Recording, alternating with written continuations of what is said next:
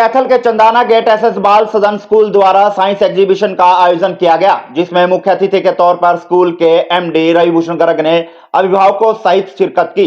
वहीं रविभूषण गर्ग द्वारा व अभिभावक द्वारा रिबन काटकर इस कार्यक्रम की शुरुआत की गई। इस कार्यक्रम में बच्चों द्वारा एक से बढ़कर एक मॉडल तैयार किए गए। जहां चंद्रयान है तो वहीं पर पवन चक्की का भी मॉडल तैयार किया गया था। और बच्चों द्वारा क्या कुछ कहा गया और किस तरह से मॉडल तैयार किए गए, आइए दिखाते हैं। और इस साइंस एग्जीबिशन को लेकर रविभूषण गर्ग द्वारा क्या कुछ कहा गया और कितना जरूरी मानते हैं इस तरह की एग्जीबिशन का लगाना, आइए सुनते हैं। आज बच्चों द्वारा विज्ञान प्रदर्शनी लगाई गई है।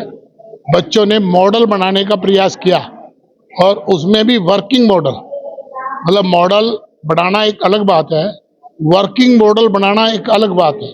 साइंस के 3 भाग आते हैं, एक चार्ट, उसके बाद आता है मॉडल और उसके बाद वर्किंग मॉडल। बच्चों ने तीनों तरह का प्रयास किया और बड़ा सुंदर प्रयास है। सबसे बड़ी बात क्या है कि वाटर बचाना। बच्चों ने जो मॉडल में दर्शाया है कि वाटर कैसे बचाया जाए, बिजली का उत्पादन हम सोलर से करें, ये बच्चों का प्रयास है कि हमें बता रहे हैं बच्चे कि सोलर से इस प्रकार हम बिजली बना सकते हैं, अपने खेतों को दे सकते हैं, अपने घरों में दे सकते हैं।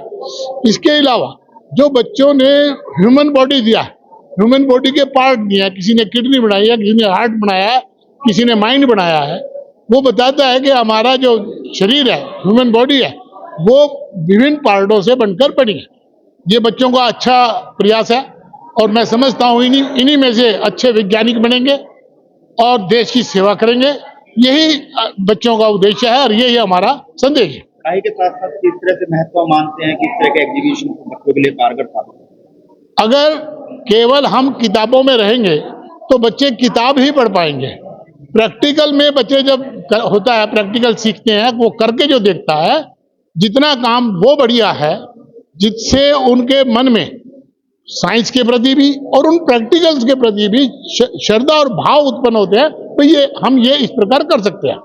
तो अगर हम स्टडी के साथ ये प्रदर्शनियां लगाते रहेंगे, बच्चों को इनसे जोड़ते रहेंगे, तो बच्चे इनके साथ जुड़ेंगे। इस मोटिवेशन को लेकर जो है बाल सदन स्कूल जो है वो काम करता हुआ एसएस बाल सदन के दोनों क्लियर हैं। एक, मिनिमम खर्चे में बच्चों को शिक्षा देना और बच्चों को शिक्षा के साथ साथ अच्छे चांस देना, उनको विज्ञान में भी निपुण करना, खेलों में भी निपुण करना, भाषण कला में भी निपुण करना और भारतीय संस्कृति से जोड़ना, ये एसएस बाल सदन का मेन लक्ष्य है। वहीं 2024 और 25 का सेशन शुरू होने वाला है, तो क्या अपील लोगों से, अभिभावकों से? मैं अभिभावकों से एक ही अपील करूंगा कि एसएस बाल सदन को 46 साल हो गए हैं आपकी समाज की सेवा करते हुए। अपने बच्चों के उज्जवल भविष्य के लिए, उनके चहुमुखी विकास के लिए आप अपने ही स्कूल में अपने बच्चों को दाखिल करवाएं, ताकि अच्छी से अच्छी शिक्षा दी जा सके। क्या नाम है आपका? Good morning sir, my name is Jatin, I read in 10th class.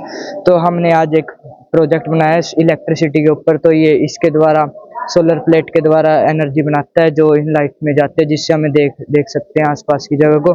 ये पवन चक्की है, पवन चक्की के द्वारा ये इलेक्ट्रिसिटी बनाता है, जिसके द्वारा हम देख सकते हैं रोड पे चलते हुए।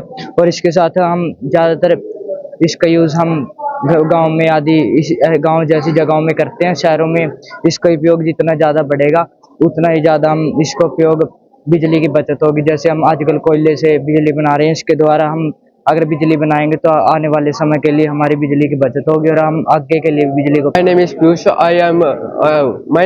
I read in 10th class. My roll number is 18, and today we discuss about hydroponic farming. In this farming, we use water-based nutrient, not soil. When we on this motor, the water pump to the water solution water pump to the container, then we grow. Then the crop will grow. And when we on this light works the sunlight color, so the crop get essential nutrients, water and the sunlight. This अगर हम इस method का प्रयोग करते हैं तो इससे हम बिना उसके भी, मिट्टी के भी फसल को उगा सकते हैं बिना किसी वेस्टेज से। जिससे हमारी धरती में मिट्टी का उपयोग कम होगा और मिट्टी प्रदूषित कम होगी।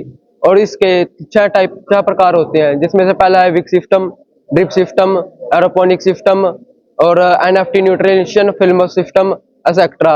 और इसके एडवांटेज होते हैं, निम्नलिखित एडवांटेज है इसके। इसमें जीरो सॉइल का प्रयोग होता है, इसमें एनर्जी बहुत ही कम लगती है और इसमें जो भी उत्पादित होता है उसके उत्पादित रेट 2 गुना बढ़ जाते हैं, जिससे हमारी फसल अच्छी भी होती है, कीटनाशकों से दूर भी होती है और अधिक होती है, जिस कारण हमारी फसल में वृद्धि भी हो सकती है। और इसके कुछ नुकसान भी हैं। इसके नुकसान ये है, इसको लगाने में बहुत अधिक खर्च होता है, इसकी देखभाल के लिए हमेशा कोई ना कोई होना चाहिए और इसके लिए वनरेबल आउटेज के लिए इसके अलग से वो चार्जिंग होनी चाहिए सिस्टम के इसके। और इसके अंदर हमारे जो वे प्रोडक्ट्स लगते हैं उसकी भी कॉस्ट बहुत ही अधिक हो जाती है, जिसके कारण हमें इसकी कुछ हानियां भी होती है, इसलिए इसका प्रयोग कम ही किया जाता है। My name is Kashish. I am from 10th class. I read in SS Bal Sadan Senior Secondary School. Today I decided a topic solar system for my science practical. Sun is the center of the part of our solar system. All planets surround it. After one round of our all planets, it means that 24 hours is complete of our Earth. Mercury is the smallest planet in our solar system. Jupiter is the largest planet of our solar system. Or Neptune is the fastest planet of our solar system.